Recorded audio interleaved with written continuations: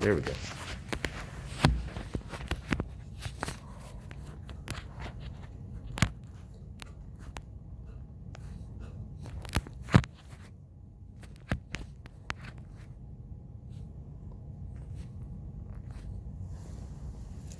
All right, Marisol, which one? Problem 53.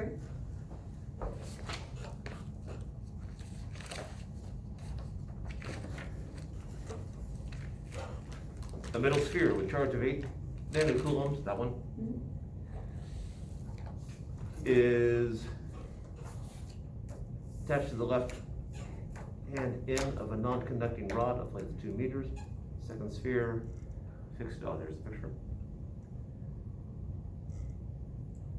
All right, so basically it's in equilibrium is the problem.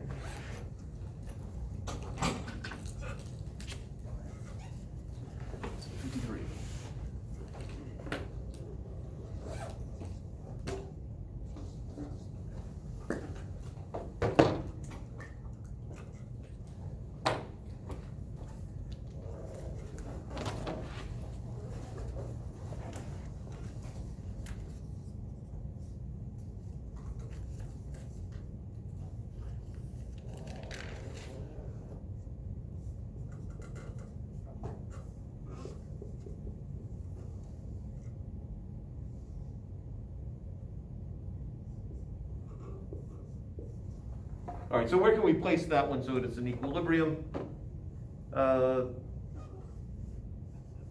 Okay, and they do say charge speed. If it's not a charge speed, it can be in equilibrium anywhere, potentially. So it's not how much it pulverizes. So what does equilibrium mean? The net force is 0. That's the one that counts here. What are the other two since we're on the topic? The other two conditions? Or the other two equivalent conditions? Stationary. It's not moving. Nope. It might be moving and still be in equilibrium. Would acceleration be 0? That's another one. And then the third one, you were close, Lawson, but Velocity? Or what about velocity? 0? It's constant. No. Constant. Constant. Constant. Constant. The change in velocity is 0. Change of velocity is 0. All right. And again, if one of those is true, the other two are also true. But the force is the one that we care about. So we really don't care what the charge is here, so I'm just going to make it some charge Q. If it is positive, then it's repelled by both of them.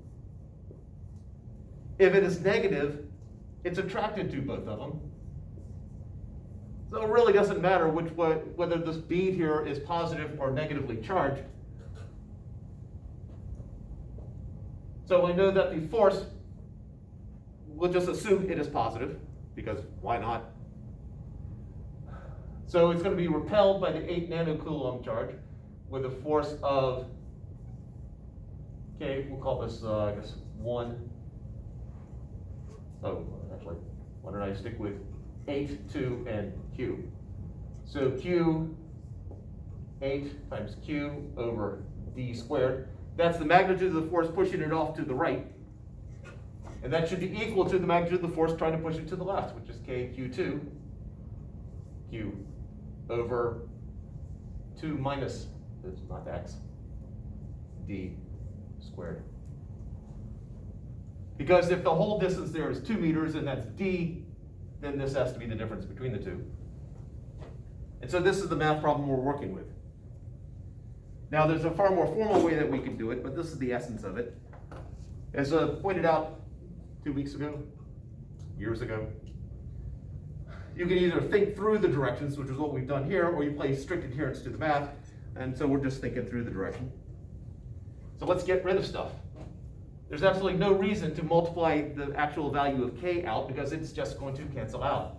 Matter of fact, the charge is going to cancel out as well, so it doesn't matter. This is 8 nanocoulombs and this is 2 nanocoulombs. The nanocoulombs are going to cancel out, so what we're really left here is just 8 over D squared is equal to 2 over 2 minus D squared. And please note that this 2 and this 2, I figured out my math.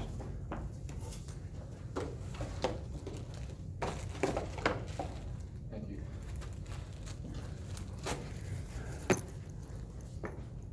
this 2 comes from the charge and this 2 comes from the distance. We're copying it down correctly. Glad you could make it. Thank you. So now it's a math problem. There's 2 ways of solving it. 1, cross multiply, or 2, take the square root and then cross multiply. Depends on how much you like the quadratics. Personally, I'm going to take the square root. Now, I've got to be careful with this. There are other problems where if that had been 8 nanocoulombs and negative 2 nanocoulombs, if you're going to do the square root technique, you need to know exactly where is the charge going to be, where's equilibrium going to be. If I put a positive charge in here in the middle, it's not an equilibrium. That will affect this 2 minus d right here. If you put the equilibrium of, if you think equilibrium is over here, then this distance is going to be 2 plus d, which will mess you up. If you put equilibrium over here, this distance will be, I guess, that'll be 2 plus d. Depends on how you want to define what d is. But it doesn't matter where you put equilibrium or where you know equilibrium is. Now, if you don't know where equilibrium is, you're just going into straight blind math, can't think through the directions because you're in panic mode. You can solve it this way, and this will work as long as you define things properly. It will clear everything up.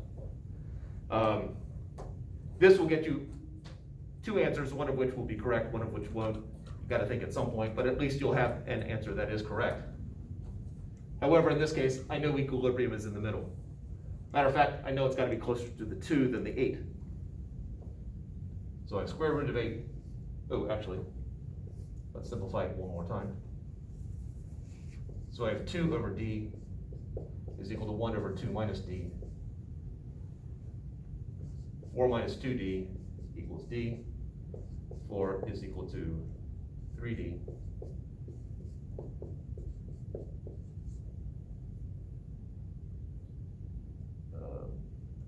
Meters.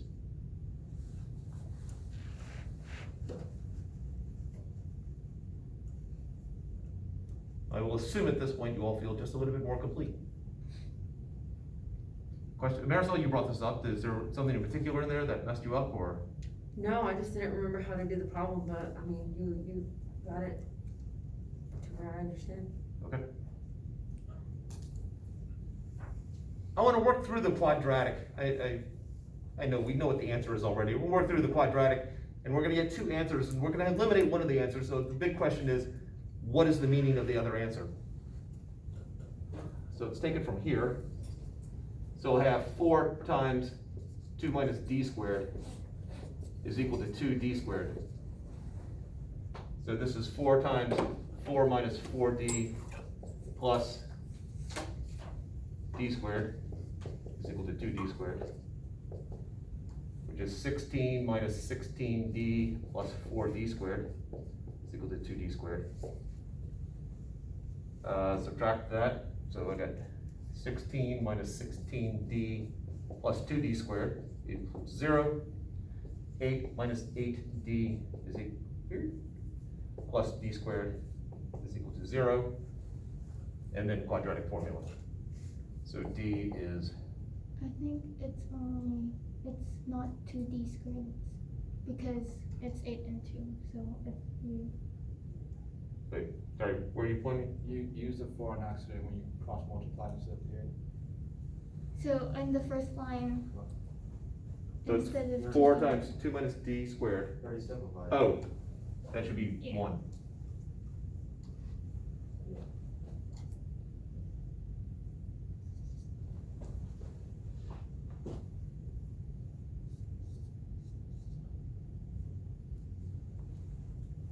All right, anything else? At some point I would have noticed that something had gone wrong because we wouldn't have gotten that answer.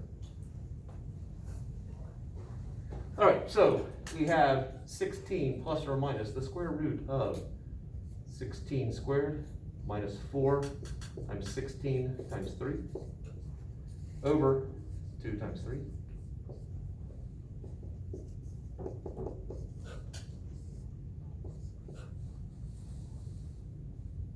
So 16 squared, so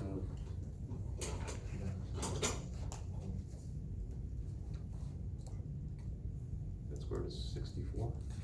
Did you put 2 times 3 is equal to 4?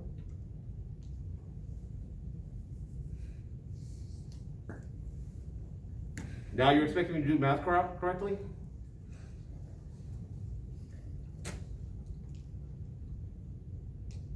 Last Tuesday I was making all sorts of careless errors like that again, so something about Tuesday nights that's doing it to me. Is this 64 under the radical? Mhm. Yes. Yeah. All right, I got something. So 16 plus or minus 8 over 6, which is 24 over 6, or 8 over 6. So there's our 4/3, and there's our 4. What is the meaning of this answer right here?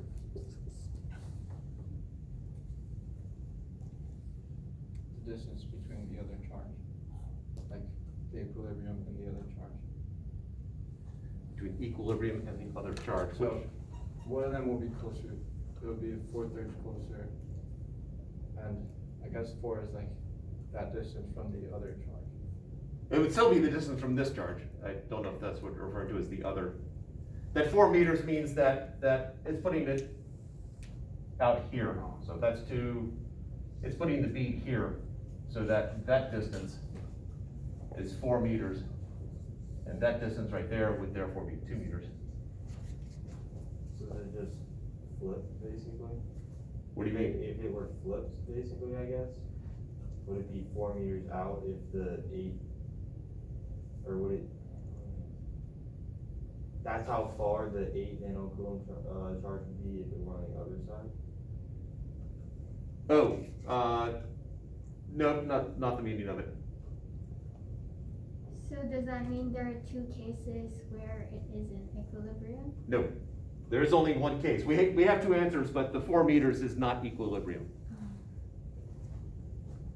Because at 4 meters, if this bead were over here, it's going to be repelled. If it's positively charged, it'll be repelled by both of them. There's no way it can be in equilibrium if both forces are in the same direction.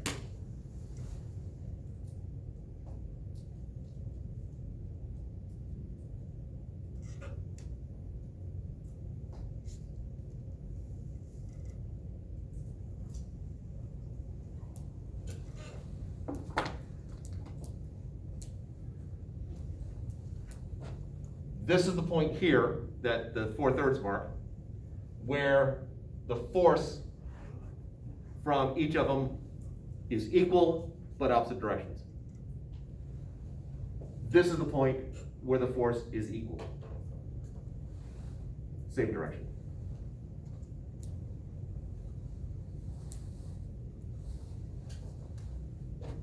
Or you could look at it, if one of those charges became negative, that would be the equilibrium point. All right. Now I've got the brain sort of warmed up there. Let's do the flash quiz. It is timed. It is 10 minutes long. When you're done, bring it up. Don't wait for me to call for it. There we go.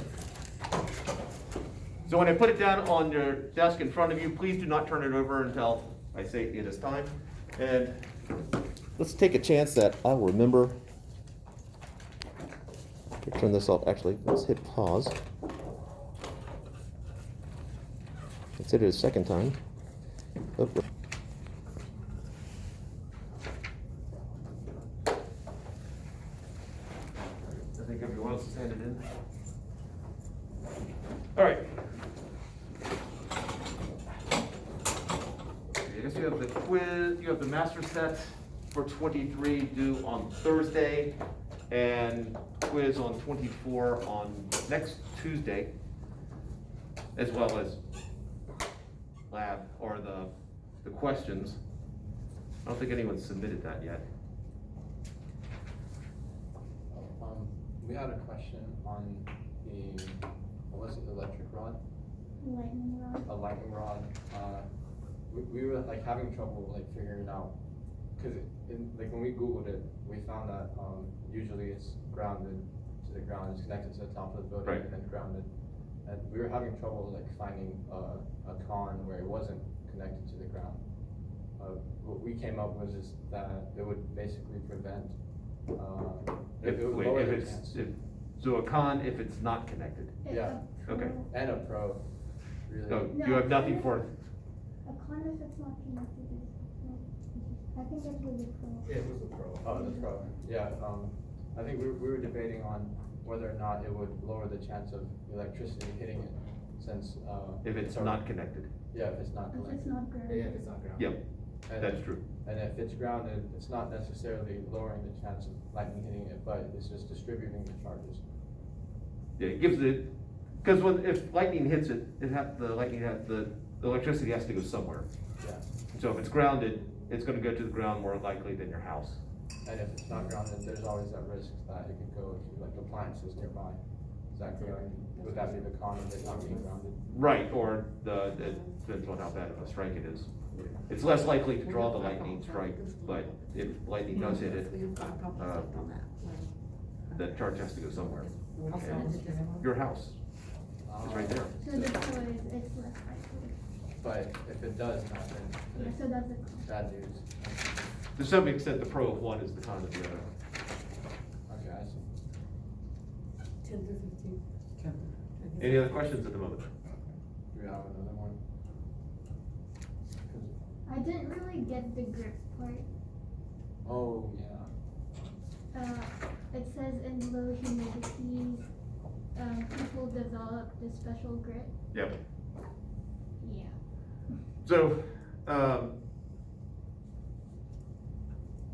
when you shock yourself, if you drag your feet across the carpet or get out of your car on a cold day, why does it hurt? I guess because it's concentrated on one point. And why does that hurt?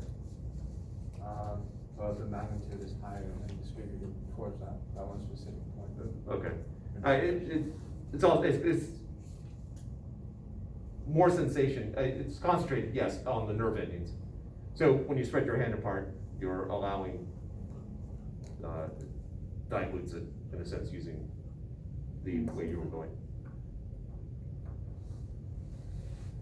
So, yep, the less excitation of the nerve endings. I think that's all we had.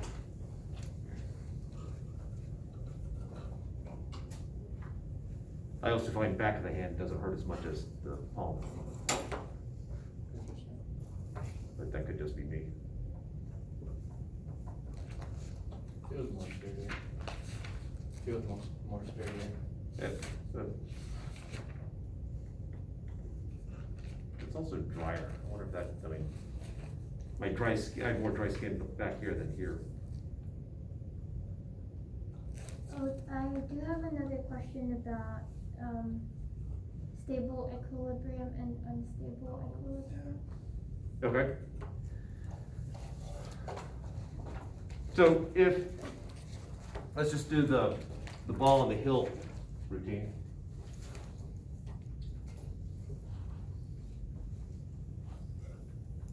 So equilibrium happens if the total force is zero, if there's no acceleration, if the velocity is constant. So if I have a ball at the bottom of a hill, just sitting there, equilibrium, static equilibrium.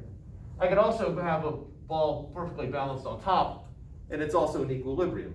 The question is, for stable or unstable, if I give it a slight nudge, which one is just going to go way out of the way, or which one's going to try to move back to the center? And so here, if I give this a little nudge, it's going to still hover in this basic area here. This would be stable equilibrium. This one, if I gave it a little nudge, that thing's going to go and not come back. So in the case of the charges in stable or unstable equilibrium, if you displace it slightly, is it going to get pulled back towards the center, or is it going to go shooting off? That's the question you're asking. But how can we determine that mathematically? Like, what would we have to be looking at, the distance?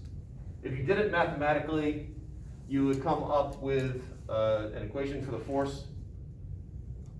And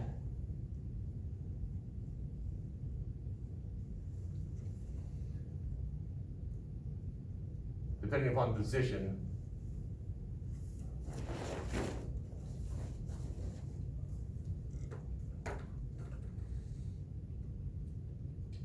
so, let's see.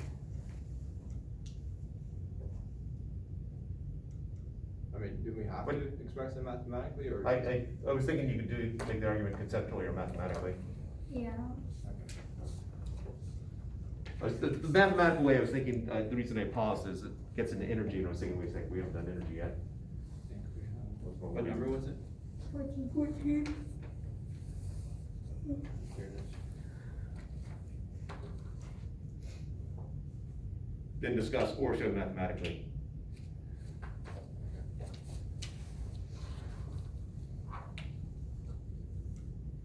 I think if you were to show it,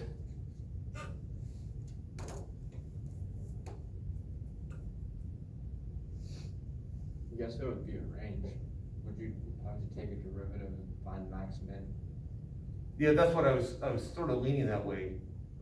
But then ultimately you need to know what the force is. Is the force back towards the center, back to where it was, or is the force away?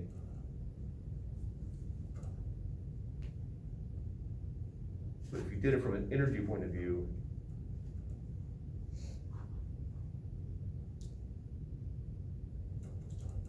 is the energy at a, if the energy is at a minimum, if it's in equilibrium where energy is at a minimum, it's stable. If it's where it's at a local maximum, it's unstable. So if you had the energy expression, then you could do the derivative. Find the max, that would be stable, but the Uh, max would be unstable, and the min would be stable. Correct. Okay. But we haven't done energy yet. So explain it conceptually, basically. Yeah. In terms of forces, it would be, you would look at the direction of the force. So if I displace it one way, is the force opposite of the way it's displaced? Okay. Right, other questions?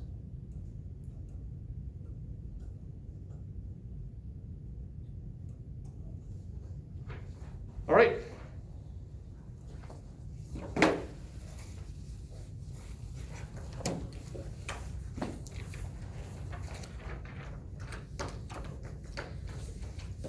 So I have a uniform electric field going off to the right. I have my dipole here, my positive charge and my negative charge.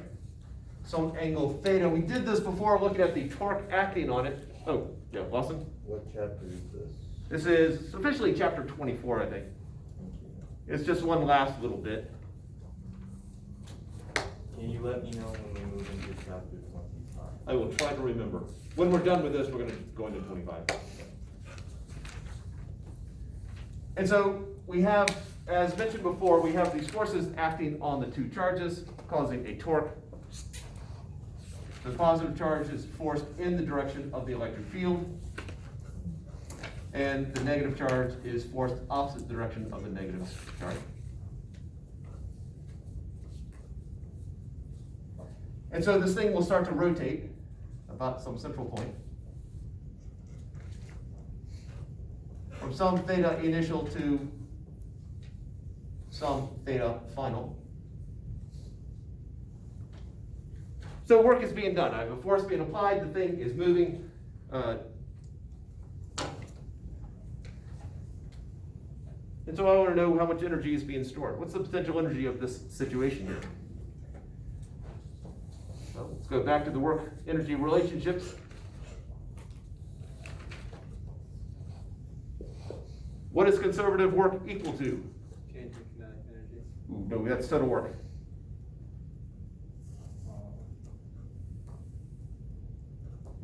Change in mix count, no.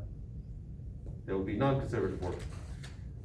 So the only last one, negative change in potential energy. That's the one right there.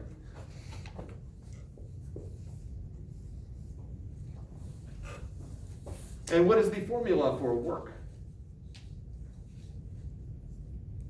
Total work or not? Just work in general.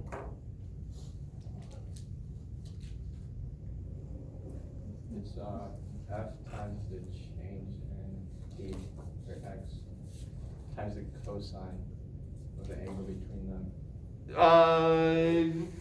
Practically there, you gave the formula if force is constant, but if force is not constant, then, The integral. yeah. So we have the integral of the conservative force dot, I'm gonna go for R this time, just my mood, is equal to the negative change in potential energy.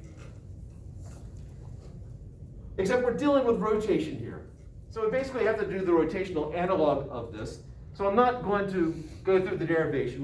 We went through it in the first semester course of when we got to rotational motion, we basically doubled the number of equations, and that still holds true here. So work when dealing with rotational motion would be torque dot d theta. It's negative delta u.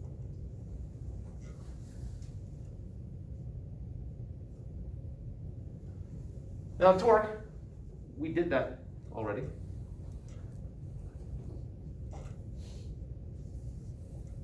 Torque is the dipole moment across the electric field. Dot d theta.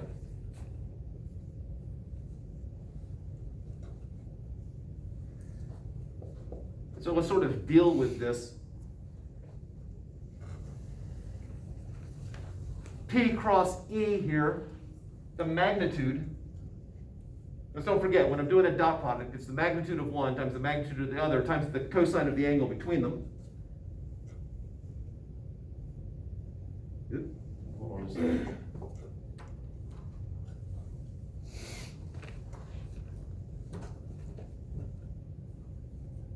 Yep, we're done. All right. So the magnitude of one times the magnitude of the other times the cosine of the angle between them. And right here, all I need is the magnitude. What is the magnitude of a cross product?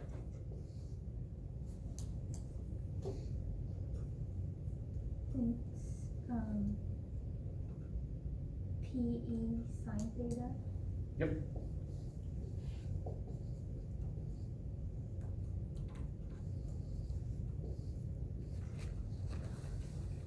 Times the magnitude of the other one, which is d theta, times the cosine of the angle between d theta and tau.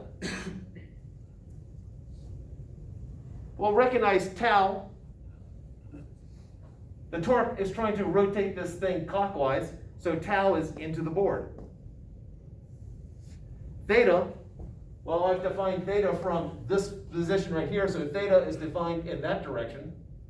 So they are opposite each other. My torque and my theta are opposites. And so that puts at 180 degrees between them, and cosine of 180 degrees, that comes out of the dot product, is just negative.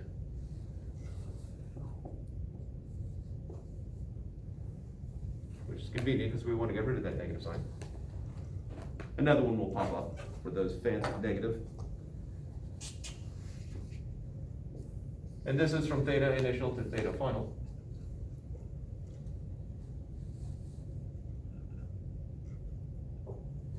And so my dipole moment should be constant because my dipole moment is just the charge times the distance between them.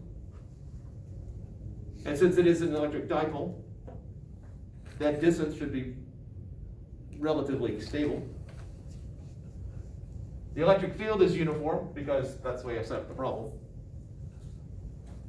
Symbolized in the notation here by the fact that the distance between the arrows is constant. And so this becomes PE times the integral of sine theta from some initial to some final, d theta. And what is the integral of sine theta? D theta. Negative cosine. So we end up with negative PE cosine theta from theta initial to theta final, which is negative PE cosine theta final minus negative PE cosine theta initial, which is equal to my change in potential energy here, which is U final minus U initial.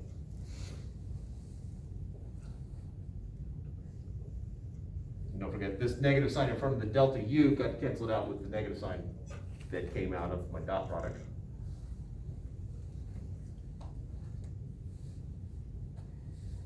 So therefore,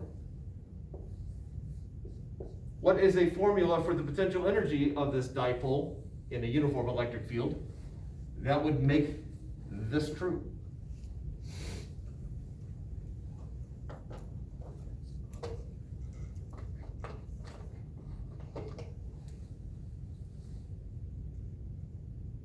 Is it negative PE cosine theta? What is another equation that would make this true?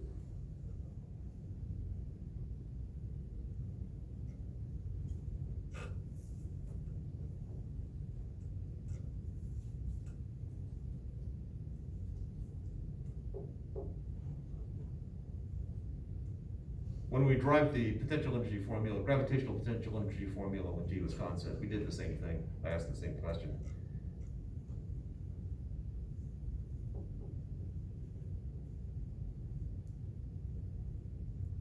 There's an infinite number of equations which will satisfy this up here.